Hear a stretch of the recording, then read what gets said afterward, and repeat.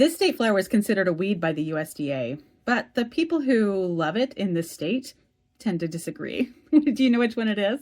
Before I tell you, hey, I'm Ashley with Meadow and Mountain, and I take state flowers and make designs, something like this, to celebrate them. And today we are talking about North Dakota and the wild prairie rose. Now, the story of the wild prairie rose spans almost 20 years. So let's go back to 1889, when North Dakota just became a state.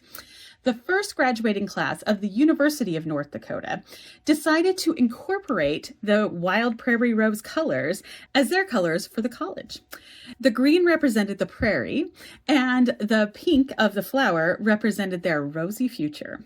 But nothing really became of that until 1898, when the North Dakota Federation of Women's Club held a vote within their group, and they chose the wild prairie rose as the state flower. Again, nothing really happened after that. In the early 1900s, the school children voted, and they also voted for the wild prairie rose. But finally, in 1907, State Senator Louise B. Hanna introduced the bill that was later accepted, that the wild prairie rose became the state flower officially of North Dakota. Now, why did the people want this flower to represent their state so much? As I said, some people look at it as a weed, but it's actually resilient.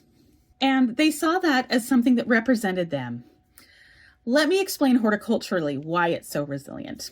This rose only grows about 6 to 18 inches tall. That's far cry different than a rose that you would normally think. And the reason it only grows that tall is because it puts so much effort into growing a huge root system that it can survive the below freezing temperatures that are normal in North Dakota. It can survive wildfires, and it can survive drought because it just dies back to the ground every year and then comes back and grows from the root system after the bad thing has happened. So it's resilient, it's strong, it's plucky, just like the people of North Dakota. And the rose hips, which are the seed pods that it produces, are actually a great source of vitamin C and have been used for centuries for that. So the wild prairie rose grows in the prairie, from the Appalachian Mountains to the Rockies. And it is a wonderful example of resilience in a rugged terrain. So I don't blame the people of North Dakota for choosing it to be their state flower.